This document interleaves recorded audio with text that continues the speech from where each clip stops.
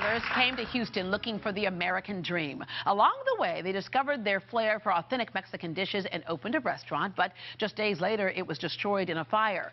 Their passion for food and their dream never wavered, and a year later, they were cooking again. Please welcome the next generation of Cabrera brothers, sons Manuel Jr. and Sergio with Los Cucos. And of course, earlier, we thought that you two were brothers because they said, oh, yeah, you're brothers. And then you told me, we said, who's the older brother? You said, we're a week apart. And we were like, how does that happen? Well, you have the explanation. Yeah, so we're actually cousins, but we grew up together. Our parents are actually two brothers married to sisters, and we grew up in the same household, so we're like brothers. Yeah, okay, that explains that, because I was concerned there for a minute. All right, Los Cucos, what does that mean? Los Cucos is a nickname, actually. It came from a song about 30 years ago, and our parents, or our dads actually started calling each other Cuco. So they call each other, hey Cuco, come here, let's meet up, and that's where it started. When the restaurant started, they just named it Los Cucos. Yeah, so it has kind of to be like brother or term of endearment type of thing. There. Yeah. Okay, so when it comes to Mexican food, there's such a wide range. A lot of times people get stuck in that kind of that Tex-Mex mode, and that's it.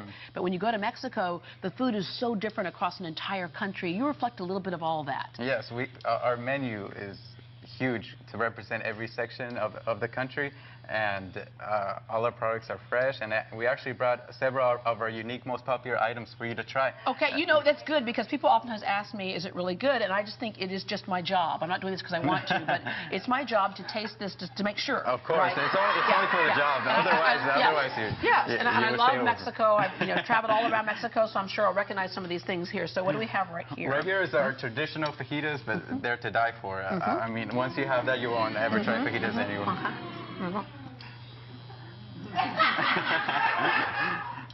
I would keel over right now. The problem is I have to finish the rest of the show. This is really good. This is good. And the key is we have great seasoned meat. Sometimes I'll just eat the meat by itself at the restaurant. Oh, but that was what makes us unique. We have toppings that mostly anybody who comes to our restaurant gets toppings on their fajitas. They just don't get the fajitas. Right here, we have our most popular topping, which is our Cuco sauce. Okay, that's pico de gallo, jalapenos, our butter sauce, and it's to die for. You gotta try it. Tell me what you think. We'll give you some more to go after the show. That Okay? is, you can almost eat that on anything, on top of enchiladas, anything. That's really good. We actually top a lot of our dishes with that sauce. It's a little spicy, because I have some jalapenos. Do I have a margarita or something to put this down with? Oh, water. Okay, good. Our next topping is, if you like our creamier topping, we have our poblano topping. It has poblano peppers, onions, mushrooms, and many of our customers eat that with chicken. It's the best with chicken, so you can get some chicken and just top it off with some sauce. And the poblano pepper is not as spicy as like a jalapeno, right? No. Okay, let's try that. Oh, that cream is good. This is such a great way to do fajitas, because with that extra topping there, just, ooh. Normal fajitas are boring. You gotta have the topping. And our next topping that we have here is actually our spicier. So if you just have water for our Cuco sauce, you're gonna have a gallon of water for. So I should be conservative, yeah. I'll be conservative on that right there. Okay, here we go. But the taste is tremendous. It's spicy, but it has tremendous Now you're trying to kill me. Okay, here we go. Oh my God, yeah, that is so good. That is so good. And the reason why it's good, I'm tasting each one of these things. I know another thing, especially when you go south of the border, everything is fresh. It's around the region, it's fresh, and that's why you get that burst of flavor. Yeah, that's what we basically, a lot of people contemplating just making the same thing over and over again. Yeah. Not everybody likes the same thing over and over again. So we try to go all over the place so we can actually make something that you really like. Yeah. All right. What is this? The fact that this is fried is enough for me. Right over here. This is one of our most unique dishes. It's actually a fried eggplant. Okay. Oh, wow. Oh, yeah. Now I'm going to have to take a little piece of that. So you've used that fried eggplant. Yeah, and we stuff it with seafood, scallops, shrimp, pico de gallo, and some spices. And it's one of our more unique items in the menu, and actually one of the most popular dishes in our menu. Yeah. Okay, here we go. Tell me how you like it. Yeah.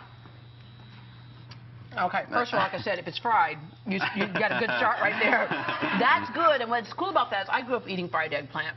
But a lot of people aren't familiar with eggplant, and this is a great way to get familiar with it.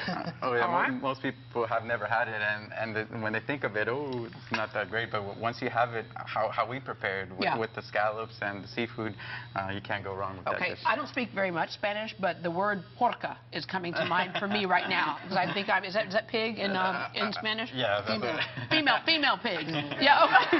Well, there you go. That's what I'm talking about. It's coming into my mind right now as I'm eating away. Okay, what do we have over here? Our next item here is our grilled chicken breast, but it's actually stuffed. We stuff it with Monterey Jack cheese, shrimp, and seafood, and we actually top it off with the sauce we were talking about earlier, the Cucos topping. Yeah, and you know, the thing with chicken is that it can sometimes not be very flavorful because it can be, you know, just kind of plain, but when you do all that to it... When you stuff it, put the topping, it's the best.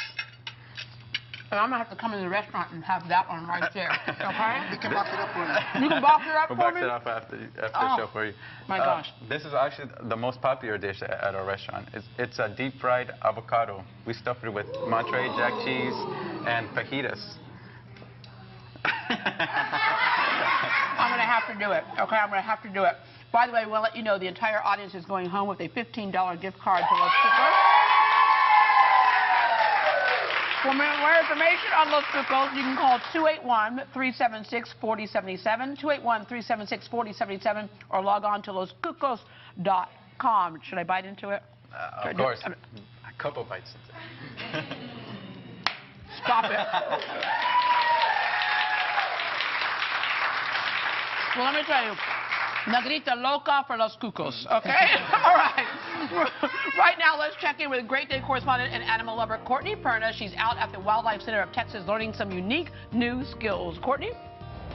Well, Deborah, I've never washed a duck before, and Sharon's going to teach me after the break, but I'm learning that it's not as glamorous as I thought it was going to be. She made me take my high heels off. Look at that.